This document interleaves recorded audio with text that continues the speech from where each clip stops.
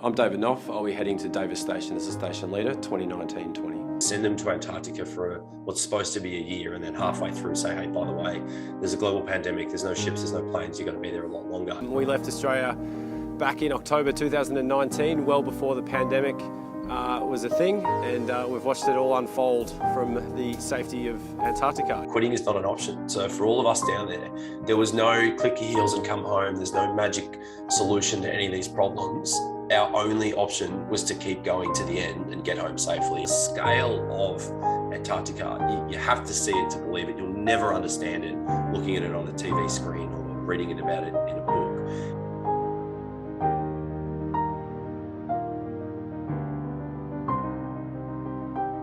Hey, we've come to the part of the show which is now a consistent theme. And I never had a consistent theme before, but about a month ago, I thought, you know what, I really enjoy a podcast where they kind of always have this one constant note of the show that you can kind of look forward to. And so what I've done is I've crafted 5 questions that I feel are somewhat applicable to every guest and, you know, any walk of life. And it's almost the perfect conclusion to an episode, but it actually serves as a great trailer, and I upload it separately as well. So I want to dive into those questions with you and go through them relatively rapid fire. So the first question is, if there's one book or one podcast that you'd recommend listening to or reading, what would that be? My recommendation, well, obviously my book, but Into Thin Air by Jon Krakauer, I think is one of the best adventure books ever written. And also it's got a lot of controversy around it as well in terms of his account of things. So it opens up a can of stories for you to then delve into and read the different accounts. I think for anyone who's interested in a bit of adventure, that sounds like maybe one to line up just after yours. The second would be, what's one skill that you'd recommend mastering that significantly improved your life? Self-awareness. The more you can be self-aware of your own actions and their impact on others, and then be critical of your own actions in terms of giving yourself feedback to have that awareness. If you can master that, the world's your oyster. You know what, I love that you say that, because a conversation amongst my group of mates recently is self-awareness is almost like a game of short-term pain for long-term gain. The more self-aware you become, the more you realize you have to work on, and the more in your life that is almost red flag that you have to work through, but long-term it serves you so well. And yeah, like you said, it's an incredible skill to learn and develop. For sure. The third is, what's one challenge, and same thing, I may even know the answer to this already, but what's one challenge you've faced that's required the most resilience to overcome?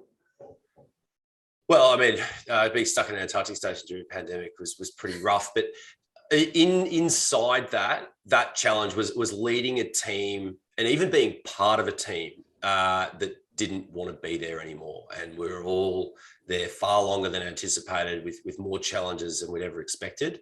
And that was something, a challenge that we didn't sign up for, but we were given, and then having to find your way through that and rise to the occasion was tough for all of us. And I love what you said in the episode, like finding your why is probably the biggest way to overcome that. Mate, the fourth one is there a daily habit or ritual that forms part of your routine, be it in the morning or the evening, that sets you up for success in life?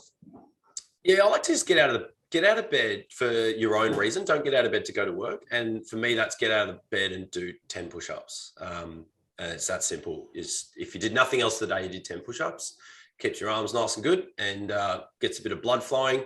Throw in a few stretches at the end of it. And often at the end of that, you go, you know what, I'll turn this into a proper workout. I've got time, I'm up early enough. And that's a habit.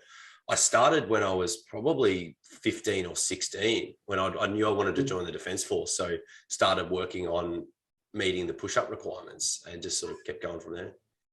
All right, and the last question number 5, my favorite question of this rapid fire segment. I think it's the most significant, and it's almost like a beautiful way to leave the audience. And it's, if you could share one message with the world and encourage them to act on it, what would that message be? Understand your why. And that's in every element of life. And you'll have different reasons for doing different things. But if you know why you're doing it, and really at the heart of why you're doing it, not to pay the bills, like why are you doing it? Why do you need to pay the bills? What's your actual why? The more you understand that, you'll just be able to do anything. And yeah, it got me through the extended Antarctic expedition, once I knew that, okay, I wanted a leadership challenge, and that was it. Once I knew that and took that by the reins and said, this is a challenge beyond what you wanted, and that's why you're here. So let's go. Let's lead this as well as you can to the end. Mate, I absolutely love that. And just on that quickly, do you feel like that why has changed post this experience? Is it something new, or is it much of the same? My why now, I love this question, is to tell people the story. That's why I say, I love going on podcasts. That's why I wrote the book, and it's why I love talking to schools and organizations and groups, because my why is to tell this story. There's so many unique elements to it that people can learn from and understand. And I think and more so the things we got wrong as a group and as a leader, the mistakes that it wasn't perfect. It got really messy at times. It was tough on everyone, even down there, and friends and family back home, and the Antarctic program more broadly, trying to work out how to manage the stations and the season. So it's a true story. And that's what's brilliant about it. You were talking about before with some of these themes, that if it's perfect and polished, or a great strategy of, okay, here's your mental health strategy, and here's this, and this is what you do to make time for yourself and understand this. Like, what do you do when you don't have any time to take time for yourself? You do not get a day off.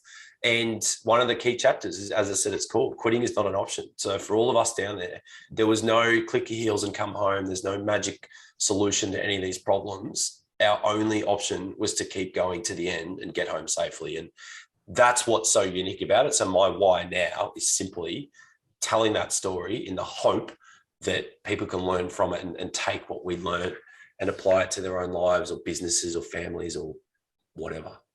Mate, your story's outstanding. And I love that you've looked at this through such a positive lens. I love that you've come back and found all of these lessons and learnings in the failures, in the hardships, in the challenges.